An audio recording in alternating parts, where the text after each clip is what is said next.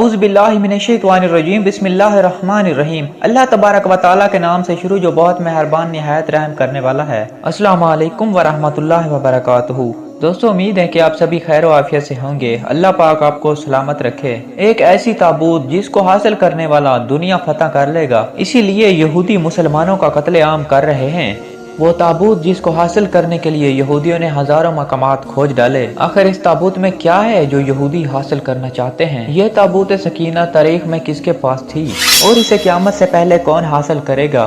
آج ہم دنیا کی سب سے بڑی کرشماتی صندوق تابوت سکینہ کے بارے میں ذکر کریں گے۔ دوستو آپ تمام ناظرین سے گزارش ہے کہ اگر ابھی تک آپ نے ہمارا اسلامی ہیلتھ ٹی وی سبسکرائب نہیں کیا تو سبسکرائب کر دیں اور ساتھ لگے ہوئے بیل نوٹیفیکیشن کو بھی آل پر پریس کر دیں تاکہ ہماری دینی اور معلوماتی ویڈیوز آپ تک بآسانی پہنچتی رہیں۔ ہر دور کے اندر مسلمان، یہودی اور عیسائی ایک دوسرے کے مخالف رہے ہیں، مگر ایک جگہ جہاں پہ تینوں مذاہب متفق ہیں وہ ہے تابوت سکینہ۔ یہ ایک معجزاتی اور کراماتی تابوت ہے جو مومنوں کے دل میں سکون اور قرار کے غرض سے داخل ہوا تھا، جو حضرت آدم علیہ السلام سے لے کر خاتم انبیاء کی میراث رہی ہے، جس کی وجہ سے اس کی عظمت اور حرمت اور اس کا احترام بہت زیادہ ہے۔ اس تابوت کو تابوت سکینہ اس لیے بھی کہا گیا کیونکہ اس تابوت کے ذریعے لوگوں کے دلوں میں سکون اور اطمینان پایا جاتا تھا۔ اس سکون کی وجہ سے لہٰذا اس کا نام تابوت سکینہ رکھا گیا۔ روایتوں کے مطابق یہ تابوت سکینہ حضرت آدم علیہ السلام کے پاس سب سے پہلے تھا، جو تابوت شمشاد کی لکڑی سے بنا ایک بھاری صندوق تھا۔ اس تابوت سکینہ کو حضرت آدم علیہ السلام جنت سے لے کر آئے تھے اور حضرت آدم علیہ السلام کی وفات تک حضرت آدم علیہ السلام کے پاس ہی رہا۔ جب حضرت آدم علیہ السلام کی وفات کا وقت آ گیا تب آپ نے اپنے بیٹے شیش علیہ السلام کو اپنے پاس بلایا، تب آپ نے تابوت سکینہ اس کے حوالے کر دیا۔ اس طرح یہ تابوت بنی شیش میں تبدیل ہوتا رہا یہاں تک کہ یہ تابوت حضرت یعقوب علیہ السلام تک آ پہنچا۔ ایسے میں یہ تابوت پھر بنی اسرائیل کی ملکیت ہو گئی تو پھر یہ تابوت حضرت موسیٰ علیہ السلام کے پاس آ گیا۔ حضرت موسیٰ علیہ السلام برسوں سے صحرائے سینا میں پھرنے کے بعد اپنی قوم کے لیے ایک عبادت کا خیمہ بنایا۔ اس خیمے کے اندر حضرت موسیٰ علیہ السلام نے ایک چھوٹی سی جگہ بنائی جس میں آپ نے تابوت سکینہ کو رکھ دیا۔ بعد میں اسی جگہ حضرت داؤد علیہ السلام اور حضرت سلیمان علیہ السلام نے ایک عظیم و شان عبادت گاہ کی تعمیر کروائی، جہاں پر تابوت سکینہ کو رکھنے کے لیے ایک عمارت بنائی گئی جسے ہیکل سلیمانی کہا جاتا ہے۔ یہ عمارت جنات کی مدد سے بنوائی گئی تھی جس میں قیمتی پتھر، یاقوت، سمرد اور سونے چاندی کی دیواریں بنائی گئی تھی۔ اس ہیکل میں روشنی اور چمک اتنی زیادہ تھی کہ رات میں بھی روشنی کی ضرورت نہ پڑتی۔ جس خاص کمرے میں تابوت کو رکھا جاتا تھا یعنی تابوت سکینہ کو، اس کا نام القدس تھا۔ سوال یہ اٹھتا ہے کہ آخر اس تابوت میں ایسا کیا تھا کہ بنی اسرائیل اس کو مقدس تصور کرتے تھے؟ دراصل اس تابوت میں پیغمبروں کے تبرکات موجود تھے، جس میں لوح قرآنی، تورات کی تختیوں کے ٹکڑے، حضرت یوسف علیہ السلام کا کرتا، من و سلوہ، حضرت ہارون علیہ السلام کی قبا اور حضرت موسیٰ علیہ السلام کا عصا اور سلیمان علیہ السلام کی انگوٹھی۔ اس کے علاوہ اور بھی پیغمبروں کے تبرکات موجود تھے۔ یہ صندوق بنی اسرائیل کے لیے بہت ہی مقدس اور بابرکت تھی۔ بنی اسرائیل جب بھی کفار سے جنگ کرتے تھے تو بڑے بڑے لشکر ان کے دیکھ کر کبھی کبھی ڈر جاتے تھے اور ان کے دل کی دھڑکن تیز ہو جایا کرتی تھی۔ اس وقت بنی اسرائیل کے لوگ یہ صندوق اپنے آگے رکھ لیتے۔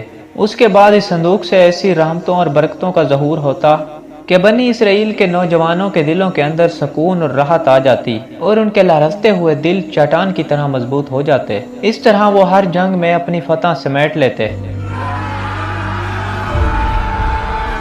اس کے علاوہ اور بھی کوئی بنی اسرائیل کے اوپر مشکل درپیش آ جاتی، اس صندوق کو اپنے آگے رکھ کر وسیلہ بناتے، وہ دعا کرتے، اللہ تبارک و تعالیٰ کے حکم سے وہ پریشانی مصیبت دور ہو جاتی۔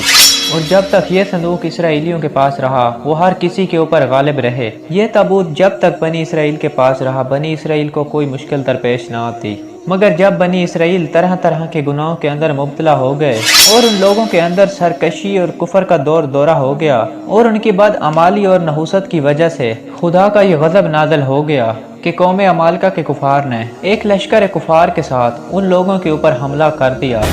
ان کفار نے بنی اسرائیل کا قتل عام کر کے ان کی بستیوں کو تاختے تراش کر ڈالا، ان کی عمارتوں اور گھروں کو توڑ پھوڑ کر سب تہس نہس کر دیا اور اس مقدس تابوت کو بھی اٹھا کر لے گئے۔ اور ان کفار نے اس تابوت سکینہ کو نجس کوڑے خانوں میں پھینک دیا۔ لیکن اس بے ادبی کا قوم عمالقہ کے اوپر ایسا عذاب نازل ہوا कि ये लोग तरह तरह की बीमारियों और बलाओं में मुब्तला हो गए, लेकिन कौम अमालका के 5 शहर बिल्कुल वीरान और बर्बाद हो गए और उनमें तरह तरह की बीमारियां फैल गई। लिहाजा उन काफिरों को ये यकीन हो गया कि उस ताबूत की बेअदबी की वजह से ये अजाब हमारे ऊपर नाजिल हुआ है। तो उन काफिरों की आंखें खुल गई। लिहाजा उन काफिरों ने यह फैसला किया कि उनका मुकद्दस संदूक उन तक पहुंचा दिया जाए। उन काफिरों ने उस ताबूत को बैलगाड़ी के ऊपर रख के उन बैलों को बनी इसराइल की बस्ती की तरफ हाँक दिया। फिर अल्लाह तबारक व तआला ने 4 फरिश्तों को मुकर्रर फरमा दिया जो इस मुबारक संदूक को बनी इसराइल के नबी हजरत शमूल अलैहिस्सलाम की खिदमत में लाए। फिर बनी इसराइल की खोई हुई नेमत अल्लाह तबारक व तआला के करम से उनको दोबारा मिल गई। जैसे यह ताबूत बनी इसराइल के पास दोबारा वापस आई, उनकी खोई हुई वकार दोबारा से वापस आ गई। कुरान करीम में अल्लाह तबारक व तआला ने इस वाक़ये का जिक्र कुछ इस तरह इरशाद फरमाया है, और उनसे उनके नबी ने फरमाया कि उसकी बादशाही की निशानी यह है कि तुम्हारे पास वो संदूक आ जाए जिसमें तुम्हारे रब की तरफ से दिलों का चैन है और कुछ बची हुई चीज़ें हैं और मोअज़्ज़ज़ मूसा और हारून के तरकाह हैं। इसे फरिश्ते उठाए हुए लाएंगे। बेशक बड़ी निशानियां हैं तुम्हारे लिए अगर ईमान रखते हो।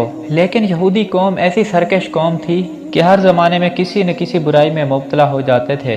लिहाजा दोबारा उनके अंदर जब कुफर और शिरक आम हुआ तो फिर अल्लाह की तरफ से बादशाह बुख्त नसर उन पर कहर बान के नाजिल हुआ। बुख्त नसर ने यरूशलेम पर हमला कर दिया और इस शहर को मुकम्मल तौर पर तबाह बर्बाद कर डाला और इस शहर को आग लगा दी और 5 से 6 लाख यहूदियों को कत्लेआम कर दिया। इन तबाहियों के नतीजे में ताबूत सकीना कहीं गायब हो गया और आज तक इसका कोई निशान न मिल सका। यहूदी मजहब से ताल्लुक़ रखने वाले माहिरीन आज भी इस ताबूत सकीना की तलाश में हैं ताकि इसको ढूंढ कर अपनी दोबारा से रूहानियत को वापस पा सकें जो उनको अल्लाह की तरफ से अता की गई थी। ताबूत सकीना कहाँ है, माहिरीन असार क्या कहते हैं और मुहक्किकीन के मुख्तलिफ राय मिलती हैं और अलग अलग क्यास आराइयाँ की जाती हैं। बाज़ कहते हैं कि बुख्त नसर के हमले के बाद उस ताबूत को अफ्रीका ले जाया गया था, वहाँ एथोपिया के एक चर्च में रख दिया गया था जहाँ वो आज भी मौजूद है। कुछ माहिरीन ने लिखा कि जापान के बादशाह ने जापान की पहाड़ियों में दफन कर दिया है। मशहूर आर्कियोलॉजिस्ट स्ट्रॉन वाइट का कहना है अरब ममालिक में कहीं मौजूद है और कुछ लोगों का ये कहना है हजरत सुलेमान अलैहिस्सलाम के महल में कहीं दफन है जो फ़लस्तीन में आज भी गुम है, जिसकी तलाश यहूदी काफ़ी अरसे से कर रहे हैं। इस महल की बुनियादों को आज भी यहूदी ढूंढने की कोशिश कर रहे हैं और जिसकी वजह से आज कत्लेआम फ़लस्तीन के ऊपर हो रहा है और मुसलमान हुक्मरान आज भी तमाशाई बने हुए हैं। कुछ लोगों की राय ये मिलती है कि यह ताबूत सूफियों के पास मौजूद है जो हर दौर में एक के बाद दीगर और मुंतकिल होती रहती है, जबकि अहले तशीयों का नजरियात ये है कि कुछ ज़माने तक आइम्मा अहले बैत के पास ये संदूक रहा। इसके बाद इमाम महदी अलैहिस्सलाम को विरसे में मिल गया जिसको कर्ब क़यामत में आप साथ लेकर जाहिर होंगे और इस ताबूत के जरिए आले यहूद पर फतह हासिल करेंगे। इस बात से ये साबित होता है कि इमाम महदी अलैहिस्सलाम ही ताबूत सकीना को लेकर आएंगे, क्योंकि हमारे प्यारे आका हजरत मोहम्मद सल्लल्लाहु अलैहि वसल्लम ने फरमाया है, मैं आपके दरमियान 2 चीज़ें छोड़कर जा रहा हूँ, एक मेरी अहले बैत और एक कुरान मजीद। इसको पकड़े रहोगे तो गुमराह न होगे। बहरहाल जिस दिन ताबूत सकीना ज़ाहिर होगी और जिस कौम के पास ज़ाहिर होगी उनकी तकदीर बदल जाएगी। दोस्तों मिलते हैं नेक्स्ट वीडियो में, तब तक के लिए अल्लाह हाफिज़।